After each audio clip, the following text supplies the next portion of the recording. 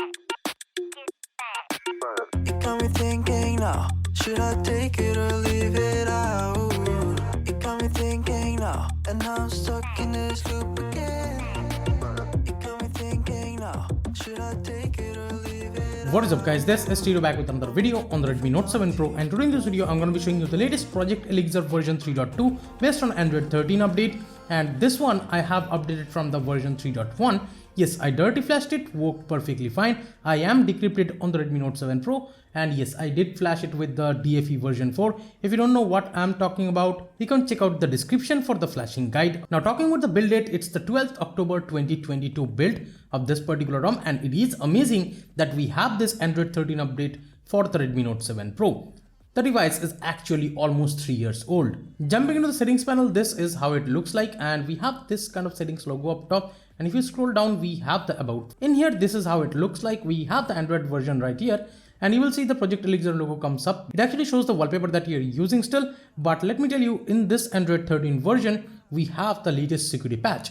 Earlier it was coming with September security patch when it was 3.1 of course, but right now as it's version 3.2, right now we have the latest October 5th 2022 security patch even for the Redmi Note 7 Pro. Yes, there is an update on the Redmi Note 10 Pro too. I have the device, but I'm not really sure if I will update to that because there is no MIUI camera. Even here you do not get the MIUI camera or ANX camera, but let's see if I switch to that. But right now let's focus on the Redmi Note 7 Pro. Here we have the stock kernel as the Excalibur Plus. The AC Linux status shows as enforcing. Again, the build date is 12th October 2022, so the latest one. In the system settings, this is how it looks like. We still have the gesture settings, we have the swipe click screenshot and stuff. They are working perfectly fine. You can edit it out if you want, and you can of course edit it with the Google's markup. And here you will see there is the pen option and stuff. You can draw something if you want.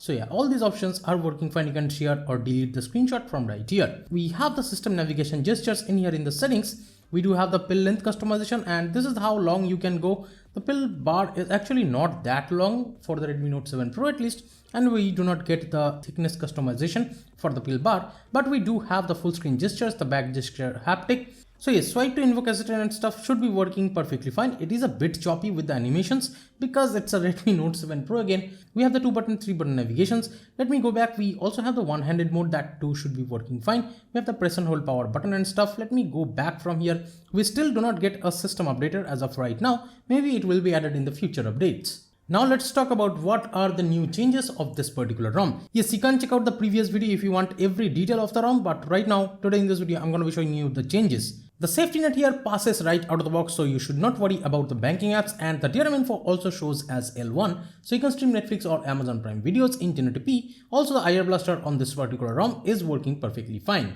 Inside Essence and Mix settings, we do have the game space right now, so you can add any particular game if you want to see that FPS, and if you want to record the screen quickly, that game space kind of thing whenever you're launching a game should be working perfectly fine here. And we have the stay awake and stuff, and we have the unlock higher FPS in games option, and of course we still have the enable advanced restart and the disable power menu on the lock screen and stuff. And right now there is the clock and date position and the other customization like the AM PM style you can enable. Also the date style you can enable in small or normal font. Even the format you can actually change. Right now you can set it just like this so that it shows the date just over here in the corner. I have selected small font, that's why it looks like that. But yes, we have all these customization. And in the battery style, we have the circle and the dotted circle, filled circle, etc. options right now. I think earlier it was not present, but right now we do have this circular battery icon if you want to use that. But yes, there is also the icon landscape right or left. So that's why I have been using this one. It just looks beautiful. It also changes colors, I think, when the battery is low and stuff. It turns red, I guess. And there is the icon manager, and from here you can enable the headset, Bluetooth, etc. kind of icons if you want to enable or disable each icon for the status bar. So pretty much there are a huge amount of customization still. We have the head and body fonts. You get plethora of fonts including the nothing dot font and stuff if you want to use all of those. We have the icon pack style, and again plethora of icon packs are there including with the signal icon style. Then we have the Wi-Fi icon style. Everything you can customize over here, and the customizations of course will be pretty much similar even for the Redmi Note 10 Pro and stuff. But also if I go into the sound settings, we have the vibration and haptic feedback customization and the touch feedback and stuff right now we have. So you can actually change the intensity of the vibration, even for media, then the touch feedback, alarm vibration, and also you can customize the ring vibration and stuff if you are in the general mode. Right now I'm in silent, that's why it's not showing. But yeah, you have all these haptic feedback customization all over the UI. And of course the Mi Audio Direct is present, and in here you can set it to youth edition or that you personally like. But for me at least, the youth edition works perfectly fine with the headphone jack at least, and with the Bluetooth headset and stuff, everything is working or sounding really good. In the battery settings, we still have the battery temperature. We are not even getting the charging cycle and stuff. Those things are simply missing. But if you want to look at the battery like usage, I would say yes, the screen on time is not really showing right now, but I would say you can definitely get about 6+ hours of screen on time without any issues. Right now it's not appearing, but yeah, I have got about 6 hours of screen on time on average. In the health section, you will see my battery health shows as 93%, but let me tell you, my battery is a newer one, so that's why my battery's health is above 90%. But if your device is old, your battery should be about 70-80%, I guess. So yeah, if you have replaced your battery, it will work perfectly fine. It will definitely give you 6+ hours of screen on time. Otherwise, it can definitely give you 4 to 5 hours of screen on time if at least your battery is working. Also, the fast charging is working great. You shouldn't worry about it. With 18-watt fast charger, it charges pretty fast. Even 33-watt fast charger is working. But yes, 33-watt is not that good supported, I would say, for the Redmi Note 7 Pro. Even a 18-watt fast charger should be decent. And in the display settings, we still have the advanced settings. From here you can enable the pickup option and stuff. Yes, the pickup option, I have tested that, it is working fine.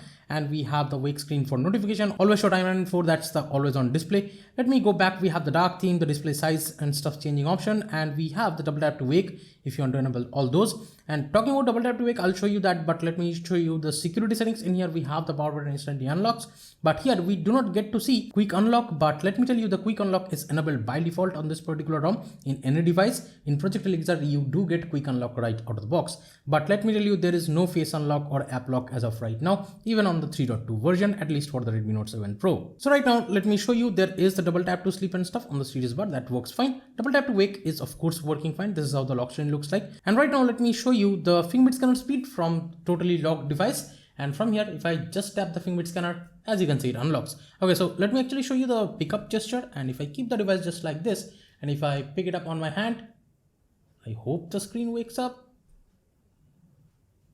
Yes, right now the screen actually woke up. So yeah, the pickup gesture works perfectly fine, but sometimes it's a little glitchy, I would say. Let me just do that one more time. Yes, right now, as you can see, it's working perfectly fine. So again, tapping on the fingerprint scanner will unlock the device perfectly fine. And again, let me show you the unlocking speed. Even with this finger, it unlocks perfectly fine. If you want to look at the animation, let me show you one more time. As you can see, this is how the ripple effect actually looks. And yes, there is the ripple effect disabling option. If you want to disable that for some reason, there is a double tap to sleep on the lock screen, and we have the lock screen charging info and stuff, and the blur amount for the media artwork, everything is still there. And of course, you can change the quick setting style layout, and we have this maybe rectangle option. Then we have the brightness slider position changing option. You have the show always and position top and bottom changing option, and the auto brightness icon and stuff you can enable. I've been using with the 82% like transparency. That's why you're seeing the background is a little bit transparent. You can see the icons, you can see through the icons, and it has a frosted glass kind of effect. This effect actually looks beautiful even in the dark theme. As you can see, there is the icons if you're noticing. So yeah, I definitely love this. But let me talk about the quick setting panel right now. This is how it looks like, and in the light theme it actually stays light. That's what I like. And we have this internet toggle, you can like turn on or turn off the Wi-Fi. The animation actually looks beautiful. We have the Bluetooth toggle right there, the flashlight, dark theme, everything is there. And of course the Bluetooth device battery percentage will show up whenever you are connected to a Bluetooth device. Right now I'm not, that's why you are not seeing any Bluetooth battery stats. But here we do have the FPS counter and stuff. If you enable that, as you can see, FPS does appear on top left. This is how it looks. We have the nearby share and stuff, and we have the screen recorder. You can record the device audio and microphone audio at the same time with this. Then we have the Mi Audio Direct, and that's it. You can actually customize that if you want. I mean the quick setting panel. And of course, this is how the power menu looks like, and the power menu appears really beautifully. Just look at the animation. And if you tap on advanced, you can directly reboot to the recovery or fast boot from right here. And by default, this ROM does not come with a camera app. I'll recommend this particular Gcam that I'm using, and I'll put it in the description. I'll try to put it in the description if I can find it again. But yeah, of course, this Gcam is working perfectly fine. And the shutter speed, if you want to see, as you can see, it took the picture perfectly fine. Let me just allow that. And here, if I just open the picture, As you can see, the picture has been taken perfectly fine. I think the focus was here. So let me just take another quick one, tap to focus and just shoot. And here, if I just reopen the picture, okay. So yeah, as you can see, the detail is perfectly there, no issues whatsoever. Let me go back and in the front camera settings, let me show you by enabling this illumination. Let me just take a quick selfie. So yeah, the shutter speed is fine. It's not a problem at all. And this is how the picture came out to be. And I think it has pretty good amount of details. So no huge issues at all with the details of the selfies. But yes, there is a portrait mode as well. And it does work if you want to use it. Even the night side should work perfectly fine with the front camera and stuff if you want to use those. But yes, these are the options that you get. And for the video settings, we do get up to full HD and 60 FPS. But if you switch to 4K, of course, we are down to 30 FPS because this device does not support 4K 60. But of course, full HD 60 FPS is perfectly fine. And yes, it is actual 60 FPS. It's not gimmick or something. Even when I'm shooting, as you can see, there is no glitchiness or something. So yeah, playing back really nice. I just like moved around because I wanted to show you guys the 60 FPS. Overall, if you want to look at the animation and stuff, yes, there is the Google clock kind of widget animation, and even this battery widget animation is working perfectly fine. If you're noticing, the animation actually looks beautiful. Here are the Android and Geekbench score with a CPU stress test on this particular build. And even scrolling on Twitter is pretty much fine, considering again, this is a mid-range device from 3 years ago. So yeah, I would say the performance has been great. And if you want to look at the recent panel and stuff, I'll show you that. But first, let me open something else. Let's open Chrome. And let's open this one. This is a test UFO website. Let me just reload it. So yeah, it reloaded. Right now, let me just go to the split top mode from the recent panel. And here, as you can see, it's running that FPS counter kind of thing. And here, if you're scrolling, as you can see, the scrolling is working perfectly fine. Even in Play Store, I can browse through any app just like this. So yeah, overall, the performance is good enough, I would say. Again, considering this is a budget device from 3 years ago. And yes, the swapping between apps are also working fine. And if I make this to full screen, it is working fine again. And from the like animation and stuff, yes, there is slight bit of choppiness if you're moving from a really fast device. You will definitely notice that. But otherwise, for a normal user, if you're daily driving this particular device, it will be perfectly fine.